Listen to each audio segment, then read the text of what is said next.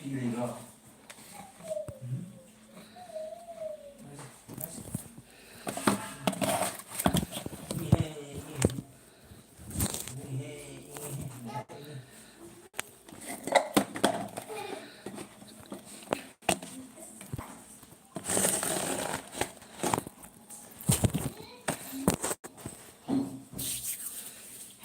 hello, hello, hello, cookie people. Hello, cookie people.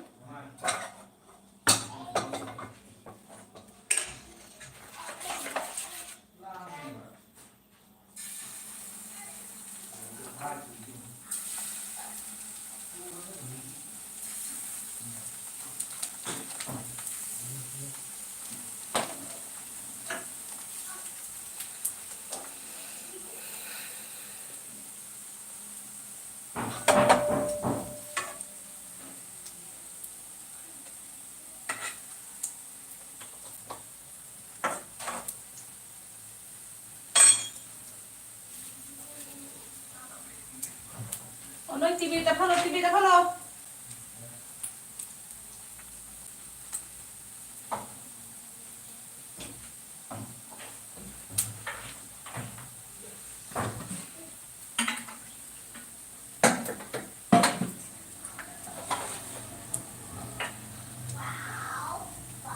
Dia. Thank you, Dia. Selamat pagi doi. Silent thamane ba, hamra. Nang lai na loi khangi ba. Doi tro ba. Lam chat nai da ba khar lai to. Laksan u jeng ge kara la kai jeng me. Sai ne TV. Hona TV kan tha thamba. Adu ga doi na kar na silent do ge thang.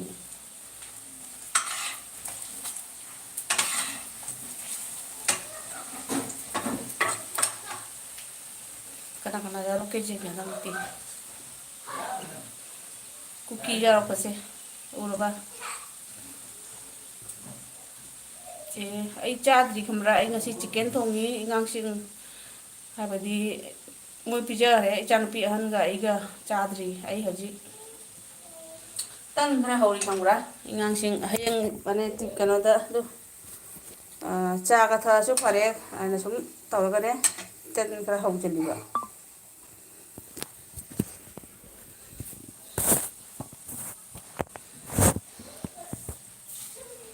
Kasar Samula blog hi sis hi Kasar Samula ai di kuye udaba Kasar Samula se ta Samula video da comment iro connect oina si habadi ai su nangi video jangake koi tawina si maga support lai mina si ang lakpagi jam harawi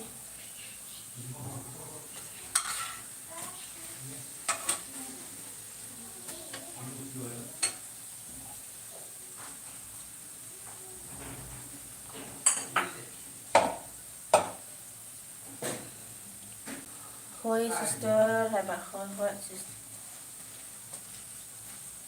Ai na tan haji hori che. Ayu ki cha thak khang de ge khang de tong do bai le. Kamai tei na khang bra.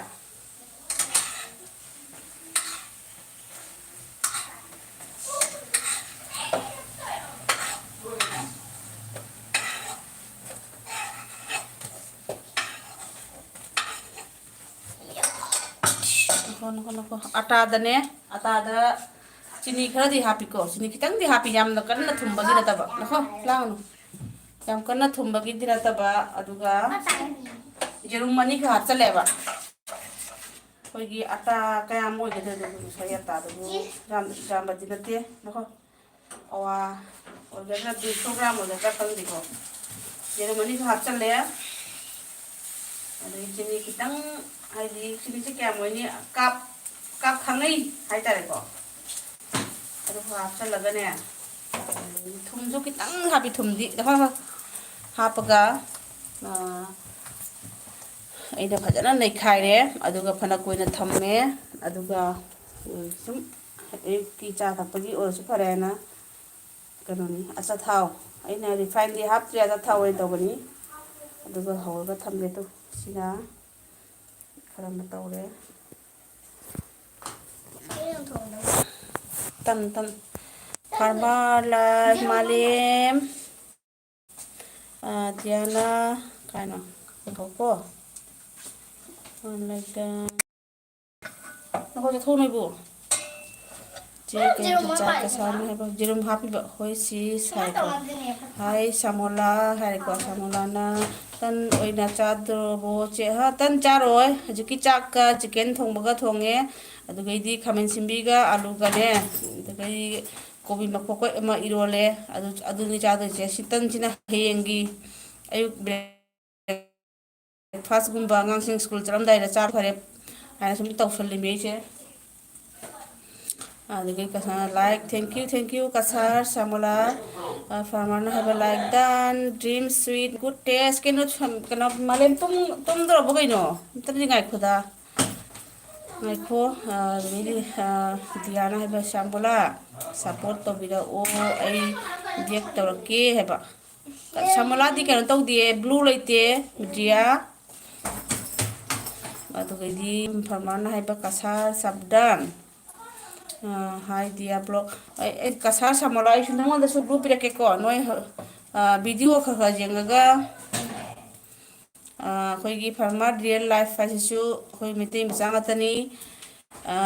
mangon da su magi video om chang ga support to biramo su te support to do blue pire ko chang ga roi support to munaro samai to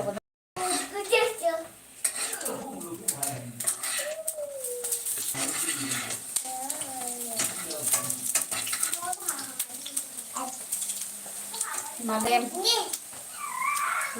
nung tàu ga u dia ai tam tàu ki hoi amana ba tàu su comment bu phang di comment bu phang di dum ko ta tàu no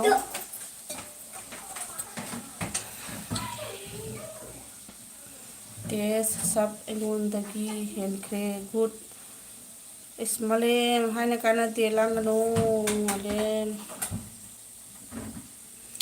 aduga kiri asana nangna tawra o dia ai ta hoi md parves kai no khoi parves si bu md en so mo toro hai parves kira md en so ma lei bo like subscribe ona sam su sulamo angi video sing doi ne loina jenge ba parves kira channel gi do loina jengi comment pi de be watani ai adugum bai video ai di loina jengi ba khambra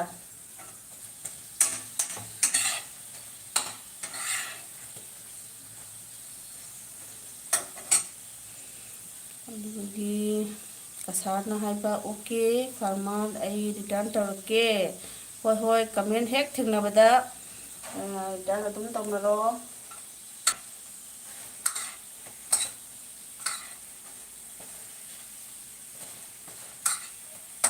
dia ngasai da ure dana kyang usitte jangko maitei sakthu mu haire aduga gi arambai tengko sakthu mu haire adu kuki moi khara sibu kari wakan khallino khangde ba khambra sugumba phattawa wahai ira ga tani mane pendari se mite lon khang asigumba lon khara khanga tani md parves your name please I am indian and indian my name is indian Meitei people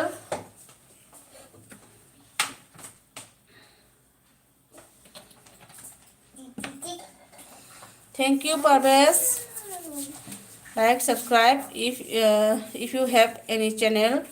then I will return you please comment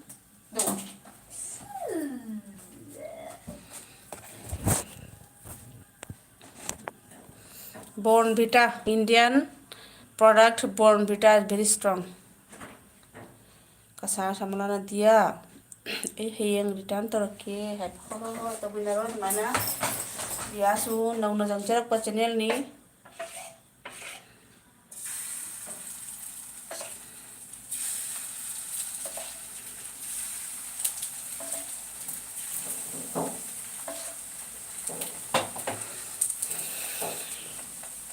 सामोला मा तौखरे सामोला साबधान हाइना कछु कायदे दा video ने अखोई तंखाइगुंबा नत्रगा फुलगुंबा जिंगगा तौनबसे कछु कायदे अदुम याबनी कनादसी अꯩना like थावसे like अदु अदा तौद्रसु कछु कायदे सुम ngahak mayam ga wari sagena tawbani sum kasar samulana okay aingwanda message lag oh hoi message la hai mera study ko maitai aduga maitai bangal tangkhul naga koi punamak punna support to minangadabani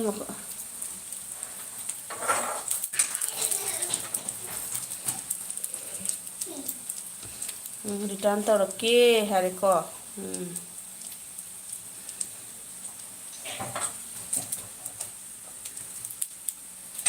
koina ishe ama lebado aikhoi ichil